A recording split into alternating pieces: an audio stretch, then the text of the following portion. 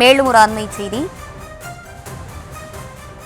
துணை ஜனாதிபதி தேர்தலில் எதிர்க்கட்சிகளின் வேட்பாளர் யார் என்று இன்று இறுதி முடிவு செய்யப்பட இருக்கிறது. இன்று பிற்பகல் 12:30 மணிக்கு மல்லிகார்ஜுன கார்கே இல்லத்தில் எதிர்க்கட்சிகள் கூட்டம் கூடி முடிவெடுக்கப்பட இருக்கிறது. கூடுதல் விவரங்களோடு இணைகிறார் எமது செய்தியாளர் வெங்கட்ரமணன்.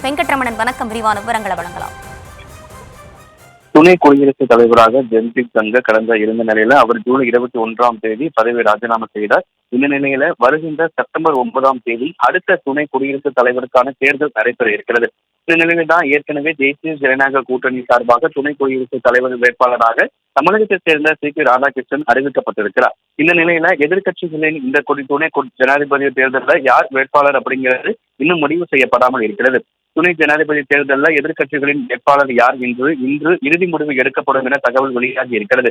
இன்று மதியம் 12:30 மணிக்கு மல்லிகார்ஜுன கார்கே இல்லத்துல எதிர்க்கட்சிகளுடைய கூட்டம் என்பது நடைபெற இருக்கிறது. இந்த கூட்டத்துல துணை ஜனாதிபதி வேட்பாளர் குறித்து இறுதி முடிவு எடுக்கப்படுவதற்கான வாய்ப்புகள் இருக்கிறது. ஏன்னா நேற்று தினமே நடந்த எதிர்க்கட்சிகள் கூட்டத்துல யாரு துணை ஜனாதிபதி தேர்தலில் அந்த வேட்பாளர் யார் அப்படிங்கிற இறுதி முடிவு எடுக்கப்படாததன் காரணமாக இன்று மீண்டும் இந்த கூட்டம் என்பது கூட இருக்கிறது. அரசியல் சார்பு இல்லாத ஒருவரை வேட்பாளராக எதிர்க்கட்சி களமிறக்க எதிர்க்கட்சிகள் முடிவு செய்திருப்பதாக தகவல்கள் கிடைக்கப்பட்டிருக்கிறது. தமிழகத்தைச் சேர்ந்த இஸ்ரோ விஞ்ஞானி மயில்சாமி அண்ணாதுரை பெயர் பரிசீலனையில் இருக்கிறது. இதே போல காந்தியின் பெயரும் ரிஷால் காந்தியின் பெயரும் பரிசீலனையில் உள்ளதாக தகவல் வெளியாகி இருக்கிறது. பாஜக சார்பாக ஏற்கனவே தமிழகத்தைச் சேர்ந்த ராதாகிருஷ்ணன் அங்கு வேட்பாளராக நிறுத்தி வைக்க என்பதை கவனத்தில் கொண்டு தமிழகத்தைச் சேர்ந்த ஒருவருக்கு இந்த முறை எதிர்க்கட்சிகள் சார்பாக வாய்ப்பு வழங்கப்படுமா என்கின்ற ஒரு எதிர்பார்ப்பும் எழுந்திருக்கிறது.